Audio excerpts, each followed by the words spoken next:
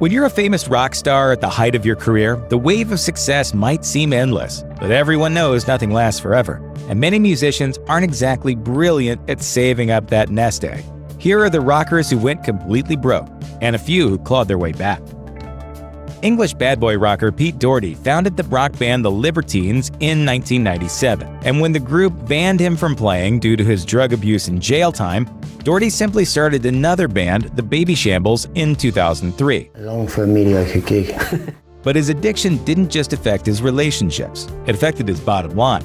In 2007, the Evening Standard reported that despite earning millions with the Libertines and his recent Baby Shambles album selling 100,000 copies, Doherty was, quote, on the verge of bankruptcy. While it was assumed his addictions didn't help financial matters, his investments hadn't done well either, and all the money was seemingly gone. It was all part of a way of life that I was locked into, you know?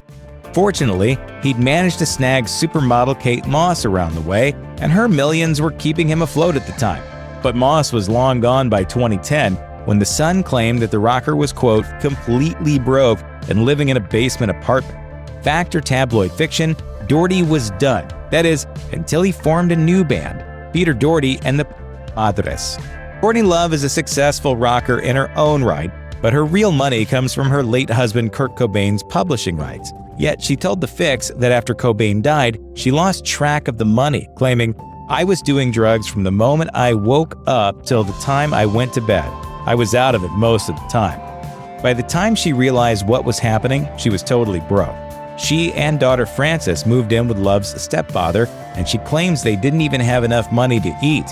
Then in 2013, according to Clash Music, Love again said she was near bankruptcy because money had been taken from her accounts. I think betting against me is probably not a good move, just because I tend to get what I want. However, as the outlet noted, there has been controversy over her claims of so-called poverty. In a 2009 court filing, Frances claimed that her mother was obsessed with uncovering fraud and spends much of her day raging about the fraud that has been perpetrated on her. What's definitely true, however, is that Love has trouble paying taxes. The Blast reported that the IRS came after her for non-payment of hundreds of thousands of dollars in 2009, 2011, 2012, and 2016. The last bill was for the largest one yet, over $500,000. When Tom Petty filed for bankruptcy in 1979, it was a strategic choice. Petty was the first artist to figure out how to legally say he had no money to get out of a bad recording contract. As history reported, the music industry is, quote, notorious for its creative accounting practices, and that can mean a very successful act might somehow have no money or perhaps owes their label tons of cash. This is why people find me difficult sometimes, but it makes perfect sense to me. Right. In 1979, Petty found himself with 2 hit albums, numerous hit singles, and what he thought was an unfair cut of the sales due to a bad contract he claims he signed against his will. So he completed a 3rd album, which he financed himself, but refused to let the record company release it. This left him $500,000 in debt, and he filed for bankruptcy. According to Rolling Stone in 1980, Petty's record label sued him and refused to let him perform in concert. Petty filing for bankruptcy and announcing he'd only made $36,000 the previous year was also very embarrassing for the label. Billboard reports this strategy was concerning to the record industry since other artists might follow suit, so the label folded, offering the broke Petty an attractive $3 million contract. In 1984, Mick Fleetwood filed for bankruptcy, which was absurd since he had founded Fleetwood Mac 17 years prior. It's also important to note that according to Paste in 2018, Fleetwood Mac's Rumors was the 7th best-selling album of all time. Part of the problem was that as the drummer, Fleetwood didn't write any of the band's songs, so he made the least amount of everyone, according to the Telegram. In '84, his lawyer was also quick to point out that Fleetwood was not blowing money on drugs. Or was he? I never took anything, quote, in the opiate area, booze and cocaine. But he was definitely up to his neck in real estate. Fleetwood bought and then quickly sold property in Australia and, quote, took a bath on the transactions financially. Then he bought a mansion and took out a huge loan when interest rates were at their peak. As Fleetwood Mac band members took time off for solo projects, his yearly income plummeted to only a couple of $100,000. Then there were the various investments that flopped. In 2014, Fleetwood told The Telegraph he'd lost count of how many times he'd filed for bankruptcy. David Crosby saw huge success with two legendary bands, the Byrds and supergroup Crosby, Stills and Nash, and sometimes Young. You know, yes, we did good singing, yes, we did good guitar playing, but the key was we had songs that made you feel something. But that all fell apart in the 80s. Ultimate Classic Rock reported Crosby's first run-in with the law happened when he crashed his car while on cocaine. He also had a concealed weapon on him. Then just 3 weeks later, he was busted with more cocaine and a gun in a nightclub where he was performing. According to the LA Times, the conviction was overturned on appeal, but then in 1984, Crosby got 3 years probation for driving on a suspended license while drunk. A year later, he crashed his car again and was charged with possession of a concealed pistol and narcotics paraphernalia and hit-and-run driving. I remember trading a 1939 herringbone dreadnought, stunner, for substance. Eventually, Crosby did hard time, with Bankrate reporting that in 1985, he filed for bankruptcy. When he got out of jail, he was so broke he had to live in a friend's spare bedroom and borrow his clothes. In 2003, Crosby told the outlet that he estimated he'd burned through $25 million over the course of his career. He eventually made his money back by continuing to work, but CNN reported that he was arrested for possessing a gun and drugs yet again in 2004. Rock stars are cute. They got nice haircuts, but I'm more into just working hard, playing hard, making great music, and going hunting. These days, Ted Nugent is known for his opinions on guns, his vocal support of Donald Trump, and even for visiting the White House with Sarah Palin and Kid Rock. But he's first and foremost a successful rock star. He also seemed to care about his money, calling his accountant, quote, kick-ass in a 1979 Rolling Stone interview, saying that the guy got a, quote, sensual thrill out of doing Nugent's books. But in that same interview, the reporter watched Nugent quickly sign a packet of bonus checks for his employees, totaling $87,000 in 1979. Nugent claimed he paid everyone handsomely, from his musicians, roadies, agents, and accountants to the farmers on his mink ranch. And people wonder why I have this attitude. According to Texas Monthly, within a year of that Rolling Stone interview, Nugent was bankrupt. The mink farm, as well as other esoteric investments like a hotel in Flint, Michigan, and a herd of Clydesdales had been failures. But these days, it seems like he's not dwelling on the past. I'm having the time of my life. And someday someone will acknowledge that these are some of the greatest rock and roll songs ever written. In the mid-'80s, Twisted Sister was riding high with a quadruple platinum album and crazy music videos that went viral well before YouTube. And Dee Snider, as the main songwriter, was making a ton of money, according to Hard Rock Daddy. But then he was called before the Senate to defend his violent music videos. In order to get politicians on his side, Snider mentioned he was a teetotaling family man who never drank, smoked, or did drugs. I don't advocate sexism, the use of drugs, and drinking. So I don't write about those things. I only write about things I believe in. That statement ruined his credibility with his fans, and Twisted Sister was over. Radar Online reported this dramatic fall resulted in Snider filing for bankruptcy. He told Fox News that by 1995 he was, quote, flat broke, claiming that unlike other bankrupt musicians, he didn't have a drug problem or a corrupt manager he could blame for his financial problems. Snider said at that point he couldn't even afford to buy his kids a piece of candy, although thanks to nostalgia and time on Broadway, he's since bounced back financially. So we might as well start at the beginning, which I guess... Why? Well, it's because... much better to start at the end and go backward. At one point in rock history, Meatloaf was massive. His 1977 album Bat Out of Hell was one of the best-selling in pop history, according to the LA Times. But his record company lied to him about just how many albums he was actually selling, so the money wasn't rolling in like it should have been. I never make anything look easy, and I don't ever let anything be easy. Loaf said he suspected his sales were being lowballed during the 80s, but it wasn't until the early 90s, when accounting technology got better, that he could prove it, estimating that his record company owed him $14 million in 1996-era money. And all that cash would have come in really handy for Loaf in the early 80s. In 1983, Loaf's publisher and manager, among others, sued him with 22 separate lawsuits for $85 million total, and they wiped him out. Having filed for Chapter 11, Loaf claims he lost his home and even the publishing rights to his songs. When they first started out, the Goo Goo Dolls were so desperate for a record deal, they were basically willing to sign any contract. After releasing a couple of albums in the late 80s, the band signed with Metal Blade Records. They would later claim in a lawsuit, according to Billboard, that the company, quote, exploited their naivete and got them to sign an unfair contract, one that saw them, quote, sign away most of their royalty rights. This meant that while they toiled away trying to make it, the band members all still held down part-time jobs. But then in '95, their smash hit album A Boy Named Goo came. Led by the single Name, it sold millions of copies. The band should have been rolling in it, except the money never came. Each member got a measly $6,000 a year from their label. Maybe this wasn't such a good idea. Unable to pay the bills, they went on tour for 2 years. It wasn't always fun for them, like when they joined up with Bush and No Doubt. An experience one member said was like having a dentist enter through your ass to pull your wisdom teeth out. So they sued their label. They won and signed a much better contract, but there were still money issues, like when the drummer left over financial disagreements. I feel like there's more out there. Out where? Everywhere. Whatever's out there, let's find it. The Vanderbilts were once the richest family on the planet. The family made their millions in shipping and railroads, but its decline was rapid.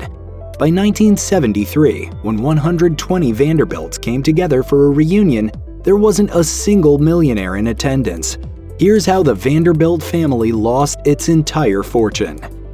Part of a New York farming family of modest means, Cornelius the Commodore Vanderbilt was 16 when he borrowed $100 from his mother in exchange for plowing 8 acres of soil.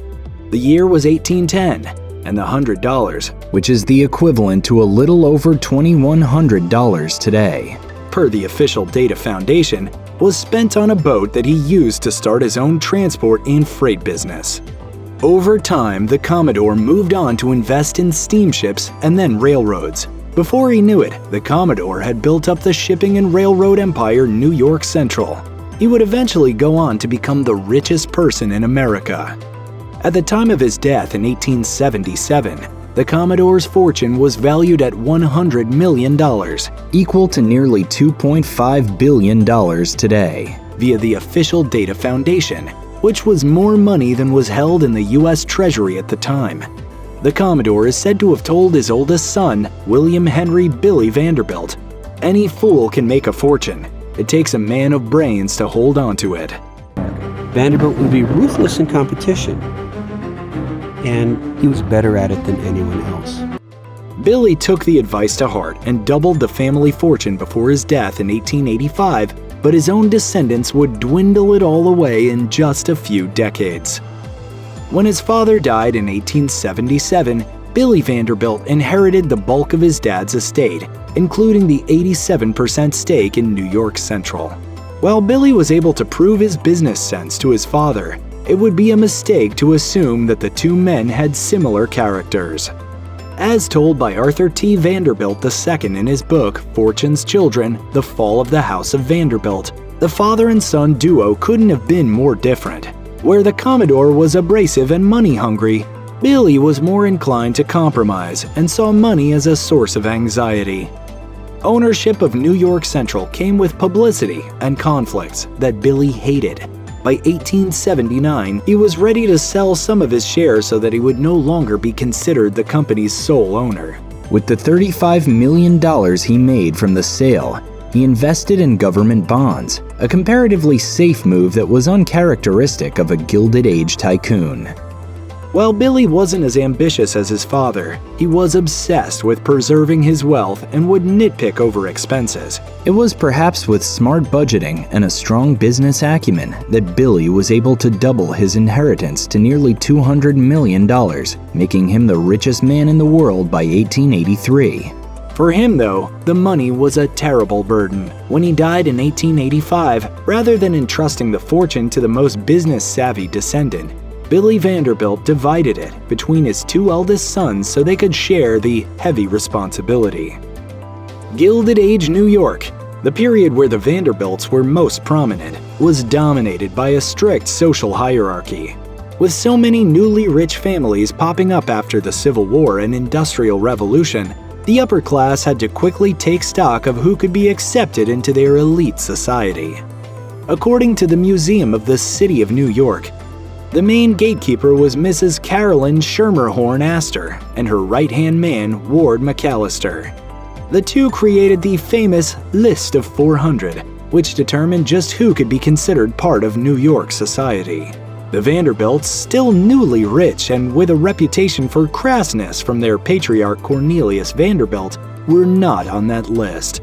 Despite this, William K. Willie Vanderbilt, the son of Billy Vanderbilt and grandson of the Commodore, was married to Alva Smith, a social climbing force who was determined to be accepted into New York's high society. She spent millions of her husband's inheritance building a huge mansion on Fifth Avenue's Millionaire Row, one of the largest homes there at the time. Once the mansion was finished, she spared no expense, throwing an extravagant ball that would successfully land Willie and Alva on the List of 400 in March 1883. The cost of the ball was estimated to be over $250,000, more than $6 million today. With expenses like that, it's no wonder the Vanderbilts would soon find their fortune dwindling. In contrast to the Commodore and Billy Vanderbilt, the third and fourth generations grew up lavishly and spent their fortunes like crazy. What they loved splurging on were assortments of grand mansions, townhouses, and estates. The Vanderbilt family owned multiple Gilded Age mansions on Fifth Avenue's Millionaire Row, including the massive 3 townhouses called the Triple Palaces. They also were prone to bouts of family competition, building huge mansions to rival each other. For example, after Alva Vanderbilt had her Petite Chateau constructed, her sister-in-law Alice Vanderbilt set out to build an even larger mansion that ended up being the largest single-family house in New York City at the time. Unfortunately, most of these would be demolished in the late 1920s after being sold to real estate developers. While his sister-in-laws were building some of New York City's biggest mansions, George W. Vanderbilt and his wife Edith looked to Asheville, North Carolina to build Biltmore. Finished in 1895, the 30,000-acre estate, with a 250-room French Renaissance castle, took 6 years and cost nearly $6 million to build, which would be approximately $1.6 billion by today's standards. Now open to the public as a tourist attraction and national landmark, Biltmore House is considered the largest privately owned home in the entire country and is still operated by Vanderbilt descendants today. The Vanderbilts also spent quite a bit of money on philanthropy and exploring their personal interests, especially the Vanderbilts of later generations.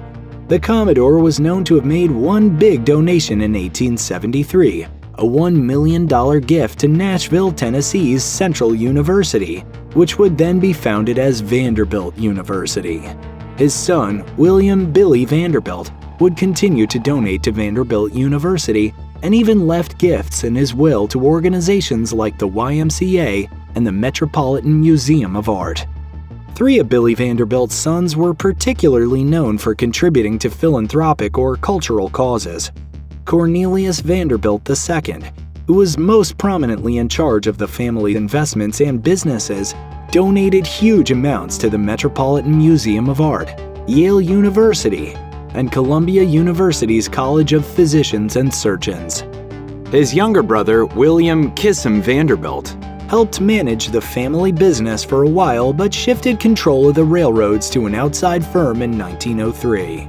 After that, he spent most of his time and money on sports and cultural causes, including yacht racing, art collecting, and operating the Metropolitan Opera. Finally, the youngest, George W. Vanderbilt, who contributed very little to the Vanderbilt's investments and enterprises, would make large donations to Columbia University, the American Fine Arts Society, and the New York Public Library. The Vanderbilts, particularly the Commodore, grew their wealth during an era where business regulation was practically non-existent.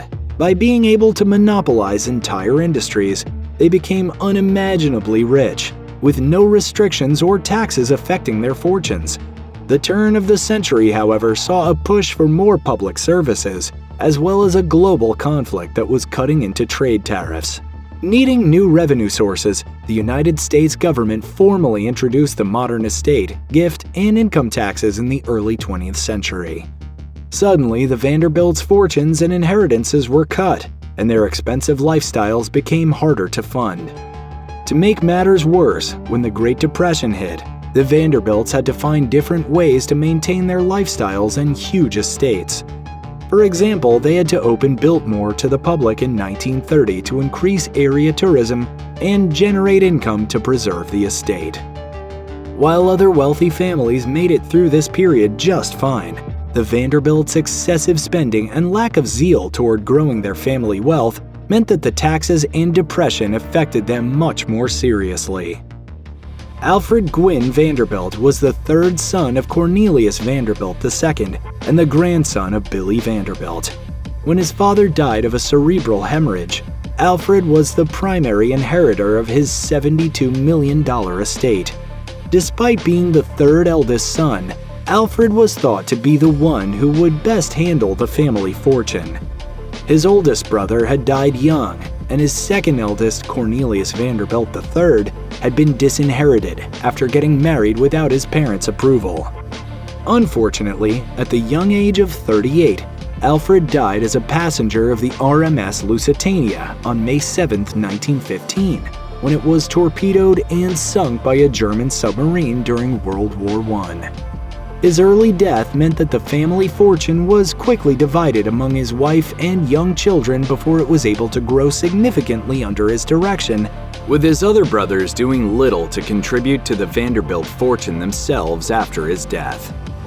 Reginald Claypool Vanderbilt was the great-grandson of the Commodore and the younger brother of Cornelius Vanderbilt III and Alfred Vanderbilt. As the youngest son of the family, Reginald had little involvement in the family business. He contributed nothing to the Vanderbilt family fortune and instead squandered his own inheritance away on gambling and alcohol until his death. There are several anecdotes that describe his reckless lifestyle. On his 21st birthday, the night he came into his $15.5 million inheritance, he lost $70,000 gambling. When he was 42, he was told by his doctors that he would die soon if he refused to stop his alcoholic ways. Instead, he continued and even married a 17-year-old socialite named Gloria Morgan. Just a few years later, Reginald died from liver cirrhosis at the age of 45 in 1925. Having gambled away most of his inheritance, Reginald was broke and in debt, leaving behind a widow and baby daughter who would have to live off of the interest payments of the young girl's $5 million trust fund until she was 21. While the Vanderbilt fortune was being split among more and more descendants who loved to excessively spend their inheritances, the original source of their family's wealth, New York Central, began to decline in the first half of the 20th century. Peaking in the 1920s, the transport and freight industry began to slump in the 1930s. By the end of World War II, other modes of transportation began overtaking railroads. The family sold their shares in New York Central, and in 1954, Chesapeake and Ohio Railway's Robert Young took over. For the employees of the New York Central, it was the end of an era. However, various owners and mergers couldn't save it. New York Central went from being the second largest railroad in the United States to having its then current iteration go bankrupt in 1970. Throughout all of this, the Vanderbilts had failed to establish any significant businesses that would have them maintain their status as one of America's wealthiest families. The baby girl that Reggie Vanderbilt left behind by his death in 1925 would grow up to be fashion designer, writer, artist, actress, and socialite Gloria Vanderbilt, famous for her jeans in the early 1980s. I think the whole point of fashion and the whole fun of fashion is that it makes a woman feel at ease with herself and also her best self. With her father dead and her young widowed mother something of a ghost herself, Gloria was raised by nannies in France knowing very little about her Vanderbilt family roots and the money that she was poised to inherit. While Gloria had a publicly successful career, she made it clear to her son, news anchor Anderson Cooper, that, quote, "There's no trust fund. according to the Los Angeles Times. By the late 20th century, barely 100 years after the Commodore had become the richest man in America and his son the richest man in the world, the Vanderbilt family fortune had dwindled into insignificance. You know, when you think about how many people's names history just never remembers, and people whose stories are never told. When Gloria died in 2019, Cooper inherited most of her estate, which, despite being publicly estimated to be worth $200 million, only had a value of about $1.5 million.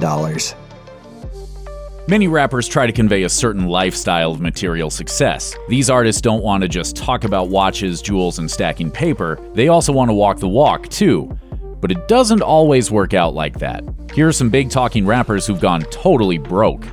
For 50 Cent, cash flow at one point seemed to be endless. In 2015, the New York Post reported he'd sold almost 30 million albums, made a reported $60 to $100 million on his investment in vitamin water, had endorsement deals with companies including Reebok and Right Guard, and owned a successful record label and clothing company. The Washington Post estimated his net worth at $500 million in 2010. When 50 Cent filed for bankruptcy in 2015, he was making $185,000 a month, but $72,000 of that went to his 18-bedroom house, which is far from his only monthly expense. While he admitted at the time to have recently bought a Rolls-Royce, he said most of the cars, jewelry, and jets he showed off on social media were actually borrowed or rented. But his big problems came from the illegal stuff he did. As part of a feud he had with rapper Rick Ross, he decided to shame the mother of Ross's child in a truly disgusting way. 50 Cent purchased an adult tape of the woman, added a voiceover making fun of her, and put it online without her knowledge or consent. A judge ordered him to pay $7 million in damages. He was also found guilty of copying his G-Unit headphone design from another company, and a judge made him pay $17 million for that transgression. 50 Cent immediately filed for bankruptcy, saying these judgments plus other debts exceeded his $25 million net worth. According to Rolling Stone, he settled his bankruptcy case in 2016, promising to pay $23 million to his creditors over 5 years. MC Hammer probably had good reason to think the good times would never end. His 1990 album, Please Hammer Don't Hurt 'Em, is one of the best-selling hip-hop albums of all time. Forbes estimates that at the height of his success, Hammer's net worth was around $33 million. But just 6 years after the release of his super successful third album, he filed for bankruptcy in one of the most famous celebrity financial disasters of all time. First, there was the $30 million mansion. Then there were the costs of what is possibly the most epic entourage ever. Hammer employed 200 people on his payroll, reportedly to the cost of $500,000 every month. But Hammer told Oprah Winfrey that the real charge of maintaining such an operation could be, quote, $1 million a month at times. When he filed for bankruptcy, he said he had a 36-page list of several hundred creditors. There were no books written or no map to follow receiving $20 million or $30 million at one time. Hammer maintained that he didn't blow the money solely on himself, but rather spread it around to too many other people. Still, in 2011, he told Oprah that he wouldn't go back and change anything, even if he could. He believes in the butterfly effect and that if things had been different, he wouldn't have his kids or the peace that he has now. Lil' Kim wasn't lying in her song. It really has been all about the Benjamins for the rapper. Or rather, a lack of them, since she's reportedly had plenty of trouble paying her mortgage. CNBC reports her bank first started foreclosure proceedings on her New Jersey mansion in 2010, and in 2015, the two parties were still trying to work things out. But by 2017, a judge ruled that she'd had her chance. A year later, according to the Los Angeles Times, the bank foreclosed on the property and Kim filed Chapter 13 bankruptcy protection. Besides being over $650,000 behind on her house, she owed the IRS more than $1 million in back taxes.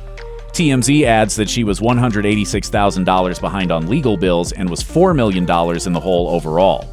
In 2018, she said she was making about $18,000 a month, but out of that she had to budget $2,000 for her staff, another $2,000 for her wardrobe, and $10,000 for travel. Kim was desperate to save the mansion she bought in 2002 and filed to stop it going to public auction, with the opening bid set at just $100. But the mortgage company said she was still missing payments. Kim had a major setback when the court decided she was in so deep that legally she was too broke to qualify for Chapter 13's specific type of bankruptcy. Bow Wow, formerly Lil Bow Wow, started releasing music when he was 13. Since then, he's had hit records and done some acting, so you'd think he'd have a decent amount of cash saved up over the years. But that couldn't be further from the truth based on what he told a judge in 2012. According to TMZ, during a child custody case, Bow Wow informed the court he made just $4,000 a month and only had $1,500 in his bank account. He also leased a relatively modest car. That might be because 4 years earlier, he leased a Ferrari F430 and within months was behind on payments. The leasing company came for their money and Bow Wow got stuck with a bill of over $200,000. He didn't pay it, and by 2012, interest took the total to almost $300,000. By 2017, he still appeared unable to afford the lifestyle he thought he should project online. The Daily Beast reports that he posted a picture of a private jet on Instagram with a caption heavily implying he was going to fly to New York in it. But then someone saw him flying commercial and posted a picture to Twitter. Another internet detective discovered the picture of the private jet was actually from a Florida company's website. In 2018, he described money as being, quote, evil and claimed he was giving his away to fans. So don't worry about him going broke. Maybe it's all going according to plan. TLC formed in 1991, and by 1994 they had 2 hit albums, 3 #1 singles, and 2 Grammy Awards. But while their professional lives might have been at an all-time high, their personal lives didn't always reflect that. This was especially true for the rapper of the group, Lisa Left Eye Lopez. In the early 90s, Lopez was dating football player Andre Rison, and to outside observers, their relationship was far from functional. At one point, Lopez said Rison abused her, although charges relating to the claims were eventually dropped. On June 8, 1994, Rison and Lopez got into a massive fight in their home. Things reportedly got physical on both sides, leading to Lopez grabbing some of his new sneakers and setting them on fire in a bathtub. The fire got out of control, and soon the whole house was in flames. We all stopped at once in unison. It's like we all stopped what we was doing and we looked up. It was black smoke just rolling from under the... Amazingly, Lopez skated by with a $10,000 fine and probation for an arson charge. Rison even forgave her and their relationship continued, but the mansion was insured by Lloyd's of London, and they were a lot less forgiving. The Guardian says the $1.3 million claim the company filed against Lopez forced her, and indirectly the rest of the group, into bankruptcy. New York rapper DMX had 5 #1 albums and was one of the most successful hip-hop artists of the late 1990s. But despite the money that must have been flowing in at one point, his finances turned into a disaster. BET says he filed for bankruptcy in 2009 but was denied by the court because he had, quote, unreasonably delayed the case. Things apparently didn't get better since he tried again in 2013, with his manager saying DMX's financial strains have been inhibiting his career for several years because of poor financial management by prior representation. DMX said he only had $50,000 in assets, earned as little as $1,677 a month, and was between $1 million and $10 million in debt, with obligations including $21,000 on a leased car and a whopping $1.24 million in child support. But the judge threw out this bankruptcy filing as well, citing inconsistencies that made DMX seem untrustworthy. DMX then filed yet another time in 2016. This time he said he owed even more money, had nothing in his bank account, and no assets at all except his house, which he was trying to save from foreclosure. Finally, in 2018, the IRS came for the $2.29 million DMX owed them, and he ended up spending a year in jail for tax evasion. I thank God for my problems as much as I thank Him for my blessings, and because they're equally relevant to my life. Nas has had a long and successful career, showing up on the Billboard Hot 100 chart nearly 24 times between 1994 and 2018. He married fellow artist Khalees in 2005, but things went south pretty fast. By 2009, she had filed for divorce while pregnant with their first child. Whatever bad things went on in their marriage, Nas's terrible financial situation became clear during the divorce. Essence says that while settling on the child support amount Nas would contribute, the rapper claimed he owed his manager $700,000 and the IRS millions. But he was still required to pay over $50,000 a month in support. He really might not have had the money, though, because before they were even divorced, Khalees said Nas wasn't fulfilling his obligations. The judge ruled he owed her $300,000 in back child support and alimony, according to DJ Booth. But Nas claimed paying the amount would bankrupt him. His lawyer argued he made, quote, substantially less than the $150,000 Khalees claimed Nas pulled down a month. He had to set up a payment plan to afford the bill. Then, in 2012, Nas lost his Georgia home when he failed to make mortgage payments. The bank took it and sold it at auction. Police wasn't the only ex not getting paid either. TMZ reported the mother of Nas's daughter took him to court in 2014 and said he was a repeat criminal non-supporter who owed her more than $11,000 in child support. Fat Joe released 10 albums before his first run-in with the Taxman in 2010. At that time, it was only $105,000 owed to the state of New Jersey, which he was able to pay back before facing major consequences. But by 2012, things had gotten a lot worse. Despite earning over $3 million in 2007 and 2008, Joe decided to not pay the more than $700,000 he owed the IRS on it, according to USA Today. He faced up to 2 years in prison, but before he was sentenced, he worked hard to pay the bill, simultaneously working to shore up his image with charitable donations. Reuters says Joe also accepted the blame, saying while there was, quote, a lot going on the years he failed to file, it was still his responsibility to do so. In addition, more than 60 people sent in letters on his behalf testifying to the quality of his character. Joe still served 4 months in prison. Perhaps the worst consequence of his behavior was that his 6-year-old daughter was taunted in school about her dad going to jail. But his daughter's woes must not have had that much of an effect on him, since in 2016, he once again found himself in hot water with the IRS. This time, he owed $1.1 million. In a 2019 interview, Joe implored young rappers to have a solid business plan and not to repeat mistakes he made, like spending millions of dollars on jewelry and private planes. I wish somebody I really respected would have really explained to me the importance of budgeting that money right. These athletes lost all their money, sometimes going broke as soon as they left their sport.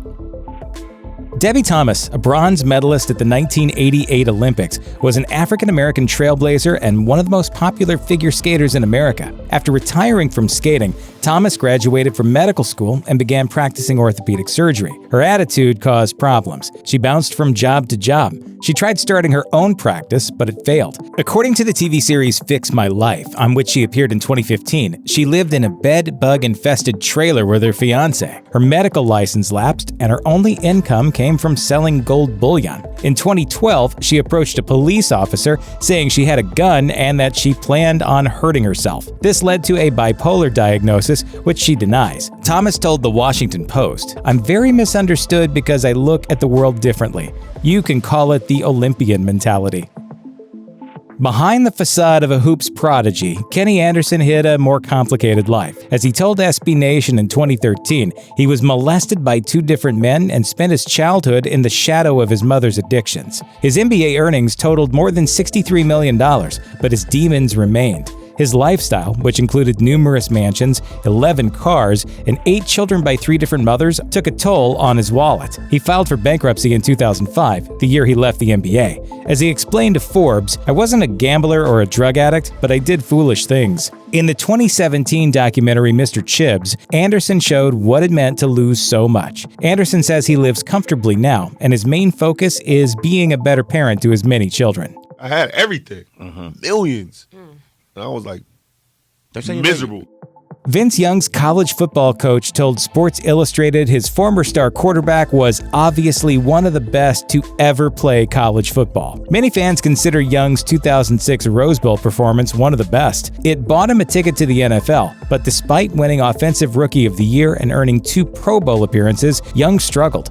After clashes with his coaches, he played his last NFL game in 2011. A suicide scare and a DUI turned him into tabloid fodder, and a lifetime of ignoring his finances led to bankruptcy that same year. He was far too generous, notoriously spending $15,000 for one meal at a cheesecake factory. In recent years, Young has righted his financial ship and took a job at his alma mater, the University of Texas. He played for the Saskatchewan Roughriders of the CFL in 2017 before an injury forced him to retire, most likely for good this time. Arantxa Sanchez Vicario won 14 tennis Grand Slams and became only the second woman ever to be ranked number 1 simultaneously in both singles and doubles. Despite earning $17 million in prize money over her 17-year career and another $40 million in endorsements, the icon told Spanish magazine La Otra Conica, "My parents left me with nothing, and now I'm indebted to the tax authorities and I will not be quiet." Sanchez Vicario sued her father and her brother for restitution. According to her lawsuit, her family was living extravagantly, thanks to offshore accounts and duplicitous dealings, while she got by on €1,500 per month.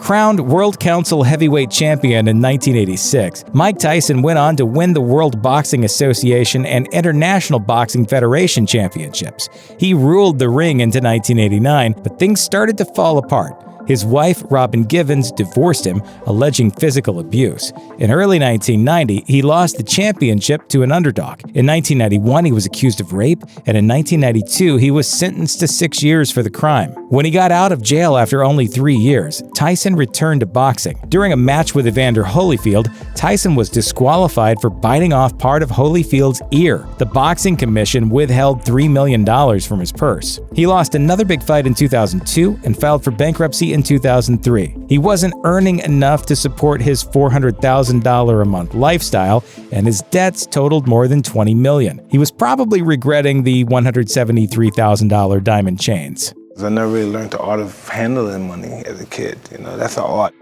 Hall of Famer Dennis Rodman spent millions of dollars not on diamond chains but on NBA fines. In 1997, he was fined $25,000 for kicking a cameraman. An 11-game suspension for the incident cost him around $1 million.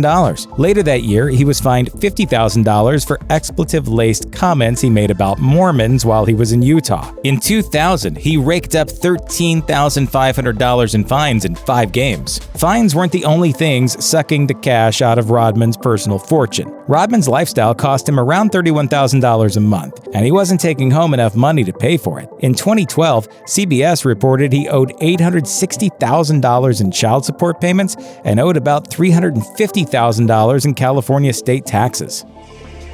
According to CNBC, before his infamous murder trial, O.J. Simpson was worth an estimated $11 million. The trial cost him around $50,000 a day, yet he continued to generate income while he was in custody, mostly through the sale of memorabilia, which actually increased in demand. O.J. Simpson autographs were even more valuable if they were dated from the time of the trial. Even so, during the civil trial that followed his acquittal, his attorneys claimed he was $850,000 in debt. As of 2014, the Goldman and Brown families say they've been able to collect less than 1% of the $33.5 million they were awarded in that case. Simpson has a pension from the NFL worth $25,000 a month, and by law, the Goldmans and Browns can't take any of it. So he may have lost millions, but he isn't exactly destitute. Dorothy Hamill was just 19 when she won figure skating gold at the 1976 Winter Olympics. It was tough for a teenager to suddenly be smart about managing millions of dollars from endorsements. Hamill filed for bankruptcy in 1996, claiming $1.3 million in assets and $1.6 million in debt, with no contracts to perform, to endorse products, to commentate, or to perform other professional services. She could no longer self-market her way out of her financial woes. It just wasn't everything I thought winning an Olympic gold medal would be. Hamill blamed her estranged husband for talking her into bad business ventures, although her friends told the press that she had pretty terrible spending habits. As of 2018, Hamill says she's changed her ways. She said, "The good news is I finally found people that are trustworthy and I'm a little smarter."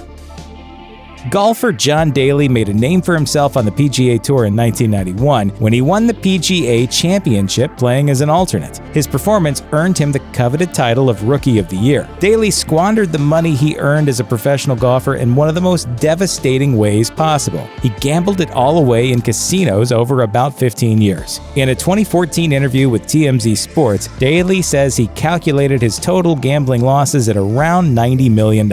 Daly told TMZ that he would often take out $1 million markers and play blackjack. Sometimes he'd have as much as $600,000 on a single table. When asked if he regretted his gambling days, he just said, "Man, I had a great time."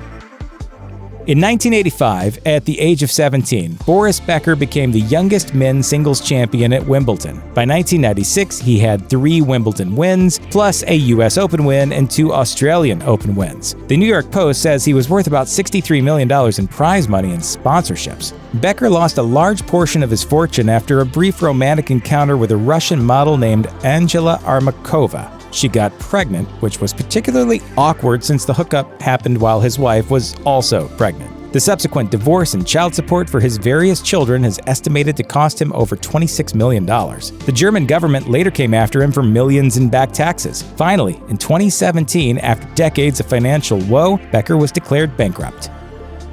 Deuce McAllister got into the University of Mississippi on his own merits and made a name for himself in football. He went on to a career in the NFL, where he played for 9 seasons and was voted into the Pro Bowl in 2003. He became legendary while playing for the New Orleans Saints, setting their all-time rushing touchdown record in 2008. According to Pro Football Talk, McAllister made tens of millions during his career, but then he made an unfortunate decision to buy a Jackson, Mississippi Nissan dealership, which went bankrupt in 2009 after Nissan says he defaulted on his payments and went over his credit line. By 2011, Whitney National Bank was after McAllister for an unpaid $1.8 million mortgage.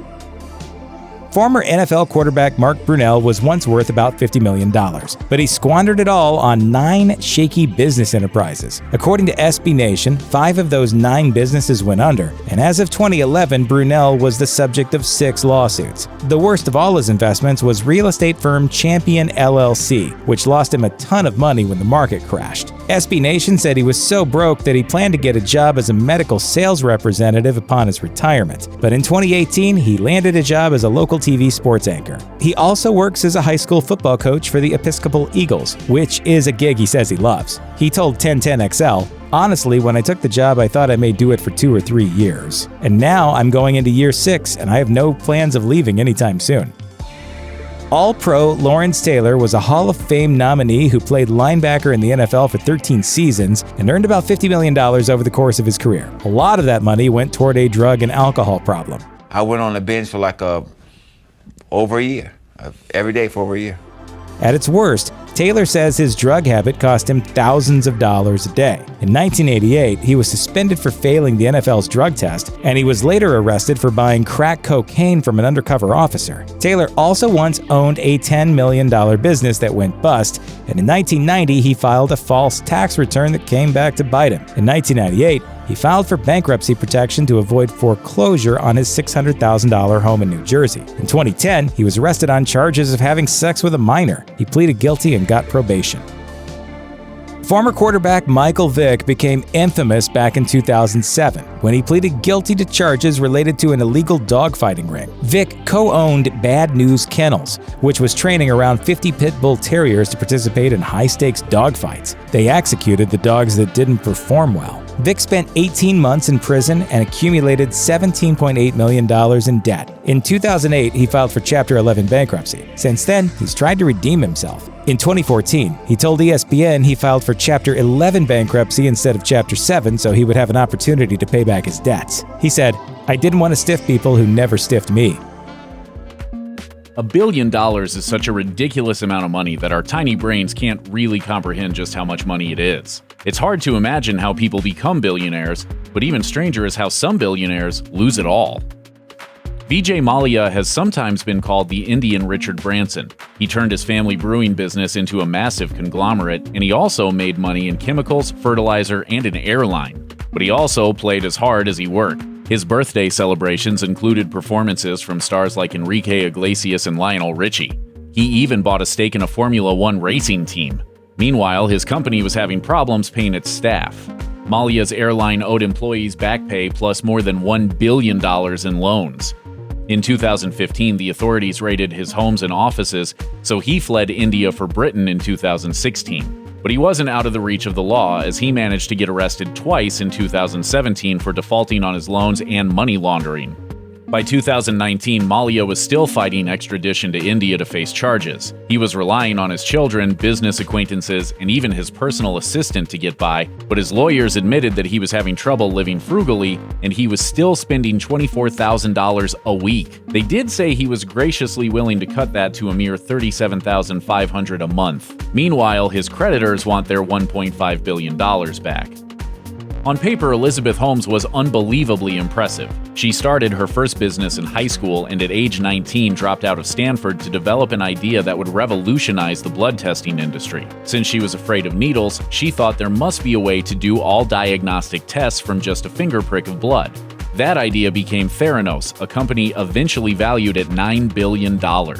And we'd like to see a world in which every person gets access to this type of basic testing. That meant Holmes was the youngest self-made female billionaire at the time. She attracted investors like mogul Rupert Murdoch and board members like Henry Kissinger. On paper, everything was great. Unfortunately, when things moved from paper to the real world, they all fell apart. Theranos was basically one big scam. None of the cutting-edge technology Holmes trumpeted actually worked. Former employees reported a culture of secrecy and fear that let the con go on too long. Now there's an HBO documentary and a best-selling book covering how Holmes pulled it off. That kind of chicanery gets you in big trouble. Holmes was booted from Theranos, which eventually closed completely. She was indicted on 11 counts of fraud and faces 20 years in prison. Her net worth plummeted to zero. However, she reportedly married a hotel heir in secret, so maybe she'll land on her feet financially after all. Brazilian entrepreneur Ike Batista once openly bragged that he was going to become the richest person in the world. This wasn't a completely crazy goal since he was already the 8th richest person and worth $35 billion. But then things went very south very quickly. This oil and mining tycoon was a cheerleader for his home country, particularly Rio de Janeiro. He donated cars to the police, renovated a famous hotel, and helped clean up an important lake before the 2016 Summer Olympics.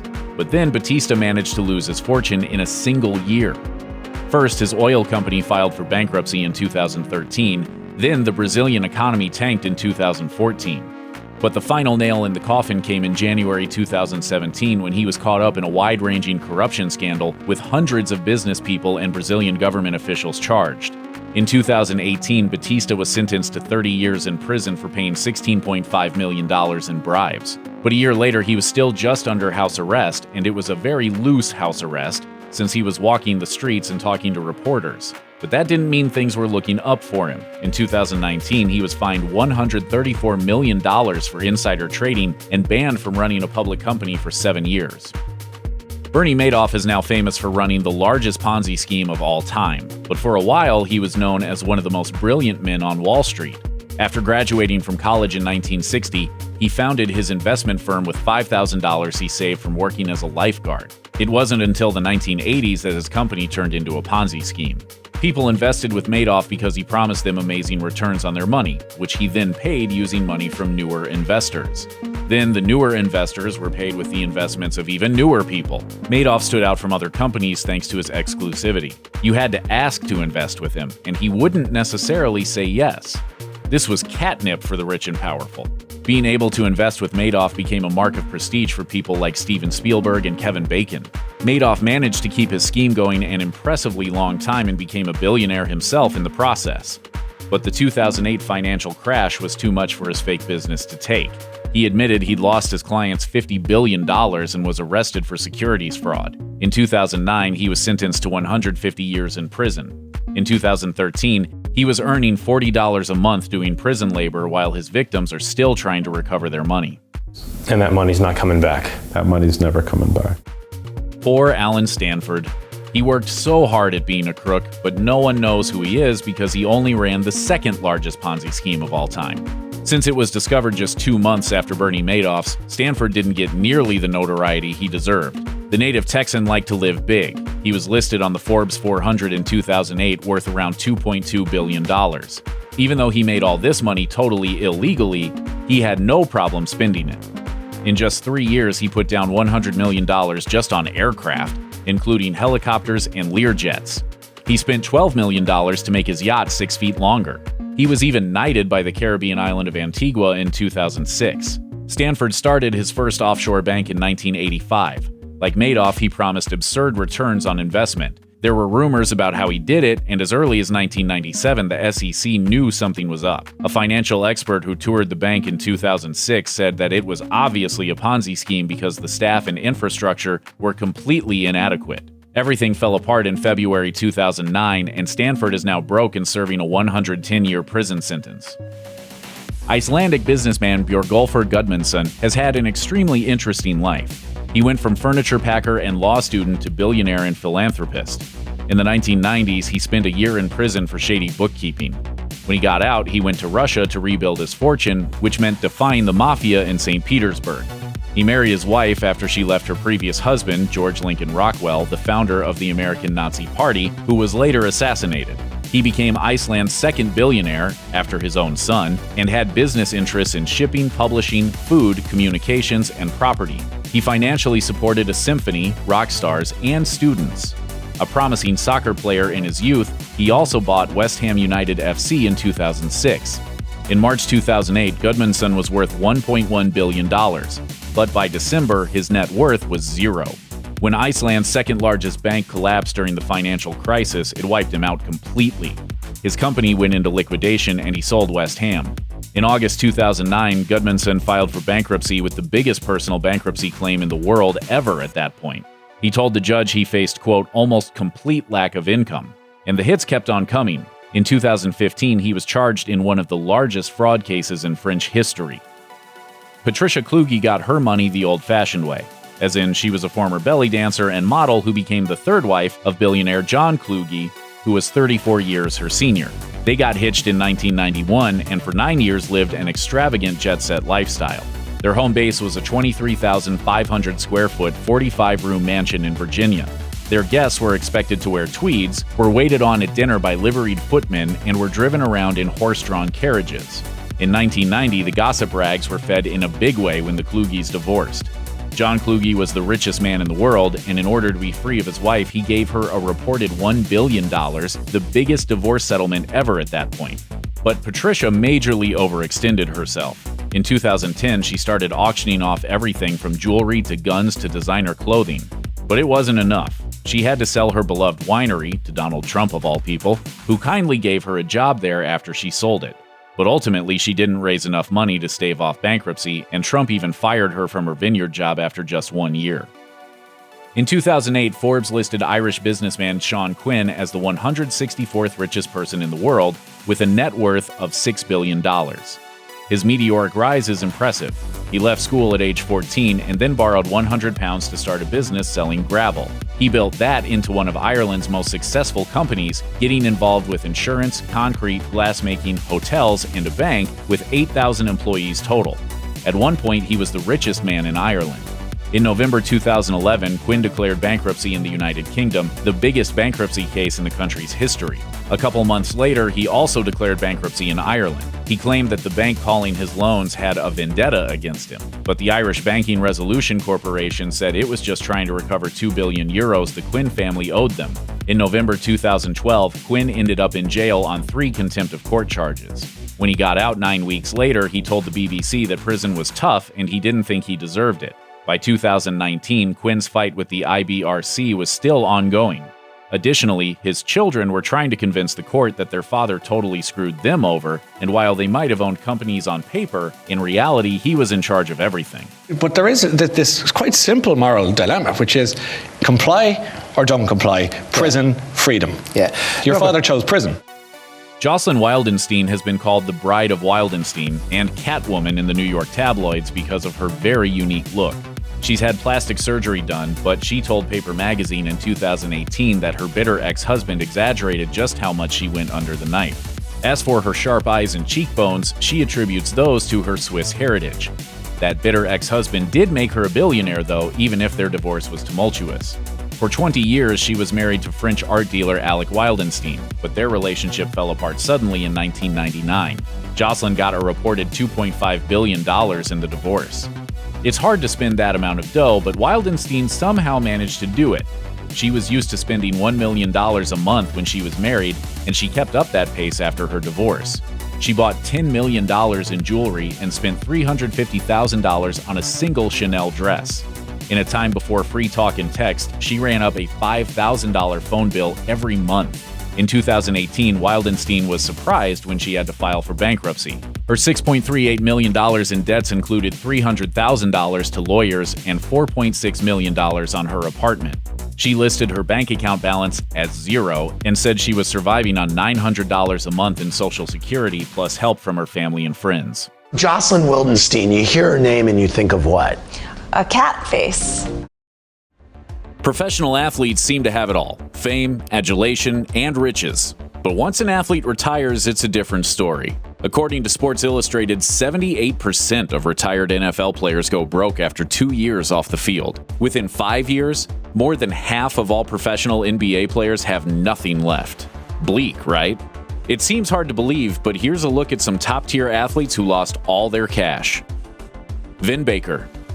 He was an NBA All-Star and an Olympian, but Vin Baker was also an alcoholic. Despite earning nearly $100 million over the course of his career, Baker lost it all. Drinking his way out of the league, Baker's house was foreclosed on, and he eventually sold his gold medal to pay the bills. After hitting rock bottom, though, Baker was able to get sober. He reached out to an old boss, former Supersonics owner Howard Schultz, who offered him a job. Baker told WBUR, "We met and we came up with a plan, and we exercised that plan, and part of the plan was to make caramel macchiatos and serve coffee at Starbucks." It doesn't sound like much, but Baker told the Providence Journal it was the chance he needed. "I get energy from waking up in the morning and not depending on alcohol and not being embarrassed or ashamed to know I have a family to take care of. The show's got to go on." Since then, Baker has moved on and up, working with the Milwaukee Bucks as a commentator. Way to go, Vin. William the Refrigerator Perry. In the mid-'80s, no NFL star was bigger than William the Refrigerator Perry, either literally or figuratively. A defensive lineman who moonlighted as the heaviest player to ever score a touchdown, the Fridge was, as one Chicago Sun-Times columnist put it at the time, the best use of fat since the invention of bacon. By 2015, though, Perry had lost both his health and his fortune. According to a Sports Illustrated profile, Perry lives in a retirement home plagued by severe diabetes and cognitive issues. He also had to sell his Super Bowl ring and subsist below the poverty line on Social Security checks. His old Bears coach, Mike Ditka, told SI, "It's tragic. I think he's given up. And the question in my mind is, why?" Evander Holyfield. There's no easy exit strategy from the fight game, something Evander Holyfield found out the hard way. Despite earning what the BBC estimates to be $230 million over his career, including a $33 million purse for fighting a famously violent Mike Tyson. I'm sorry, Evander. It's your ear. Holyfield has spent a decade battling financial collapse. With a lavish lifestyle that saw him a regular in the casinos of Vegas and Atlantic City, and having 11 children by 5 different women, Holyfield found that even a fortune can disappear when everyone's coming for it. From the heights of Olympic glory and heavyweight championships, ESPN reported that Holyfield found himself unable to pay $3,000 alimony checks. His house was foreclosed on, and all his sports memorabilia was put up for auction. This massive debt forced the pugilist to hold on long past his expiration date, fighting and losing matches into his 50s. In 2012, Holyfield told The Independent, "These are difficult days. Dealing with all the mothers of all my kids. There ain't no winning here, man. No winning at all. I've had no money to pay lawyers and had to fight on my own in court, and that ain't easy." He finally retired in 2014 at the age of 51. Bernie Kosar. Cleveland Browns legend Bernie Kosar was an all-pro superstar who earned millions over the course of his career. And yet, according to court documents, when he filed for bankruptcy in 2009, he had amassed millions in debt, and his checking account had all of $44 in it. You once told me that you've had $300 million and you've had zero. Yep. How is that possible? Kosar told the Pittsburgh Post-Gazette that financial advisors mismanaged his money and too many people came looking for handouts. He estimates he gave out over 8 figures to ex-teammates, plus another 8 figures to friends and family without ever seeing a dime repaid. And according to the ESPN documentary Broke, Kosar's own father siphoned off a fortune for mortgages and car payments. As a result, Kosar at one point owed millions to both his ex-wife and his ex-team. I'm really good at making it, good at spending it, great at giving it away. Antoine Walker. Over the course of his all-star NBA career, Antoine Walker earned over $110 million. But just 2 years after he retired in 2008, Walker declared bankruptcy. Besides a number of bad business investments, Walker blew his fortune on clothes and cars. According to the Las Vegas Sun, it got so bad that Walker was convicted of passing bad checks to casinos in 2010. A plea agreement kept him out of jail and served as a wake-up call. Nowadays, Walker works as a consultant for Morgan Stanley, advising young athletes on what not to do with their money, a topic he's an expert in. He told CNN Money, "I thought I was set for the rest of my life. My story is sad. It's sad to see other guys work so hard throughout their life, and then they just lose it." I want to share those things, but also tell my story so people can see it as a learning example. Delonte West. From being arrested carrying loaded weapons to an incident in which he was filmed wandering outside a Jack in the Box in a hospital gown, when former NBA star Delonte West pops up in the news, the stories are often concerning. During the 2011 NBA lockout, he applied for a job at Home Depot and told ESPN that he was hoping to get another job selling knives. And while he earned $16 million over his 8-year career in the league, by 2012 he was using space heaters to keep his Maryland mansion warm because he couldn't afford to heat it. In 2017, West, who has been diagnosed as bipolar, was photographed panhandling, sparking fears that he was homeless. While he denied the rumors, it's no wonder fans are worried for West once again. Lenny Dykstra. For 80s baseball icon Lenny Dykstra, retirement actually seemed like a good thing at first, as he turned a car wash franchise into an empire complete with a mansion and private jet. In 2009, though, he was forced to declare bankruptcy after a magazine startup went off the rails. And that was just the start of his legal trouble. In 2011, he was arrested for grand theft auto, possession of narcotics, federal bankruptcy fraud, and indecent exposure. By the end of the year, he was in jail. After being released in 2013, Dykstra told the New York Times, "I became addicted to money. Money was my drug." Make money, spend money. What else is an actor to do with their fortune? Unfortunately, many actors tend to spend more than they're making and quickly end up flat broke. Here are a few of the action stars who did just that. You may know Nicolas Cage from the rash of weird, low-budget movies he's made where he basically played himself, the weird art house experiments he's recently starred in, or in some of the biggest Hollywood action movies in the 90s and early 2000s. Going to detain a blighter for enjoying his whiskey? It's all right, that's enough, sir. Beggars and mash. Bubbles and squeak. Smoked eel pie. Sir? Hi, guys! With a slew of high-paying films under his belt, Cage managed to bring in an estimated $200 million from over 100 films. According to CNBC, he was even once worth as much as $150 million. By 2018, however, his wealth had fallen to 1/6 of its peak. How? Well, Cage is as big a spender as he is an earner. At one point, the actor owned 15 houses, some of which cost more than his biggest payday. 2 of his homes were legit European castles. To go along with his real estate empire, he also bought himself a private island and a pyramid burial chamber. His other eccentric purchases include exotic animals, comic books, and the late Shah of Iran's personal Lamborghini. Not to mention the time Cage outbid Leonardo DiCaprio for a T-Rex skull, which he later returned after discovering it had been stolen from Mongolia. No matter how you spin it, that's not the life of a penny pincher. Over the years, Burt Reynolds' sly smile and trademark mustache became icons of American cinema, and his career earnings more than proved it. During Reynolds' peak, back in the Smokey and the Bandit days, he was banking more than $10 million per year. He had it all, too. A ranch in Florida, property in the Smoky Mountains in Arkansas, mansions in California, and 150 horses. He wore expensive suits, drove expensive cars, and owned expensive planes and helicopters. But after the Bandits' financial fall, he found that some of his expensive luxuries turned into expensive debts.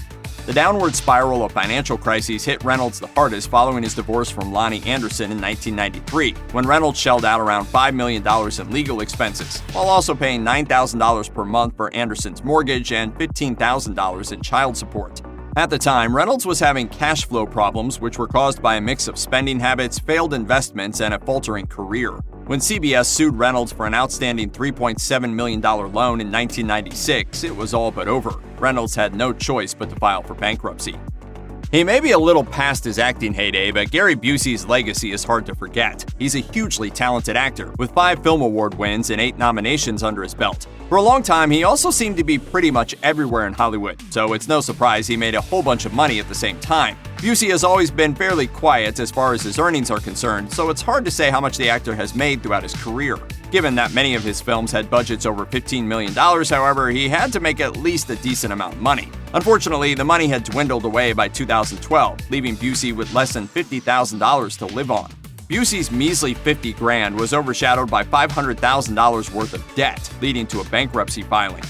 The debts were spread out between the IRS, banks, lawyers, hospital bills, and a few random businesses such as a storage company. The actor had also been sued for tackling a 57-year-old woman at a Tulsa airport after a light day of intense drinking, which probably added to his debts. Fortunately for the star, Busey settled some of his debts by December 2012. He was let off the hook for about $57,000 in unpaid bills to some creditors and allowed to keep $26,000 worth of his assets, although he did still have to pay his back taxes.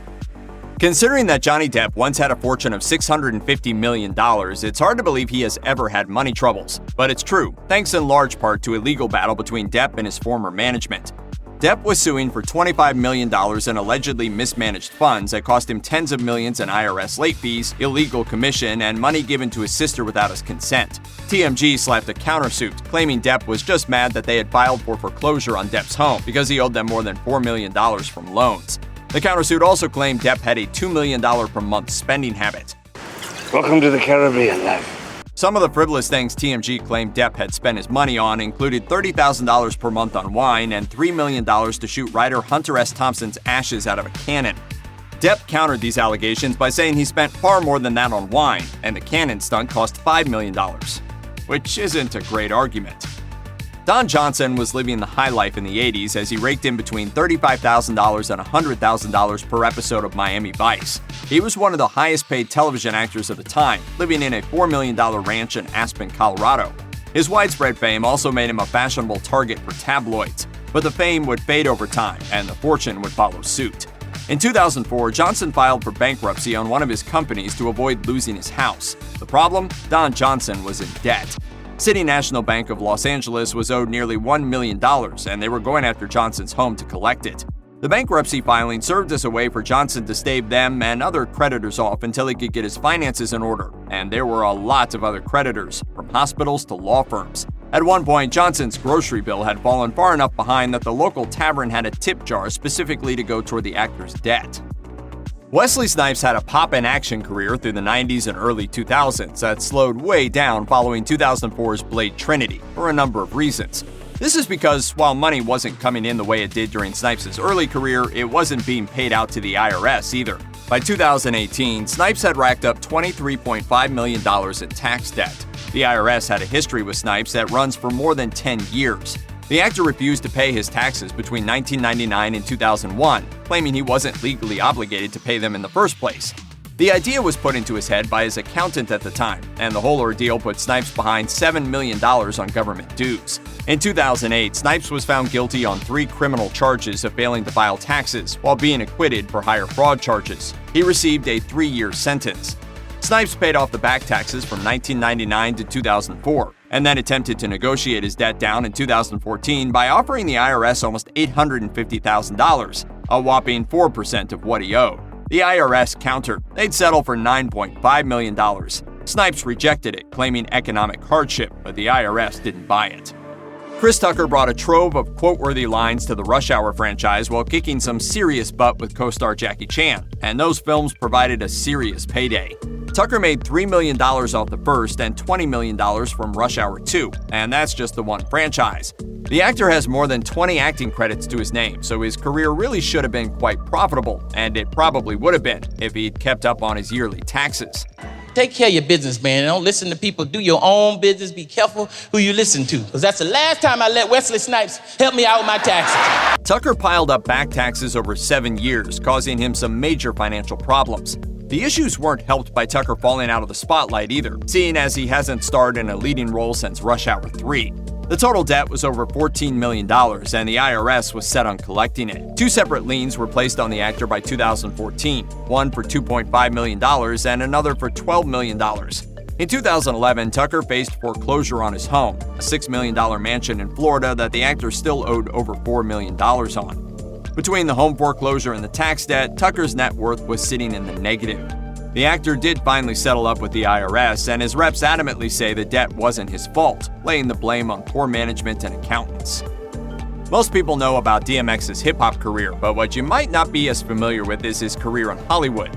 The rapper has acted in a handful of action movies such as Never Die Alone and Exit Wounds, and had roles alongside Jet Li in Cradle to the Grave and Romeo Must Die. Admittedly, most of DMX's wealth came from his multi-platinum music career that kicked off in the late 90s. It's hard to say exactly how much the rapper made at his peak, but it was doubtless in the millions, and he worked very hard to keep the IRS away from it.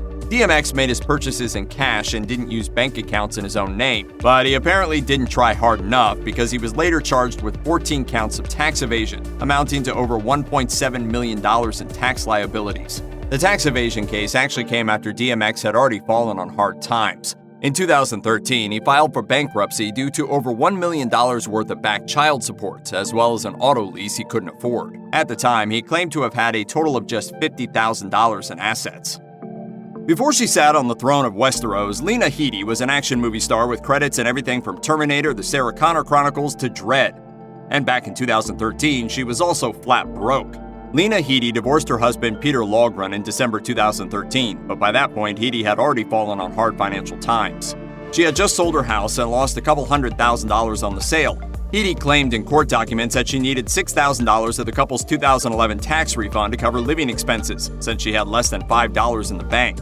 In 2013, Sci-Fi Wire claimed Edie was getting paid $150,000 per episode of Game of Thrones. Before taking on the role of Cersei, however, Edie had worked on several TV shows and movies and should have secured herself a hefty nest egg. Even with legal fees from the divorce, Edie shouldn't have needed to live off credits, as her court documents state. But legal documents claim that the couple worked through their savings during Edie's pregnancy because she wasn't able to work. They had no choice but to live off credit cards, piling on debt that they'd have to cover when Edie was back on the screen. But hey, you know what they say about Lannisters and debts.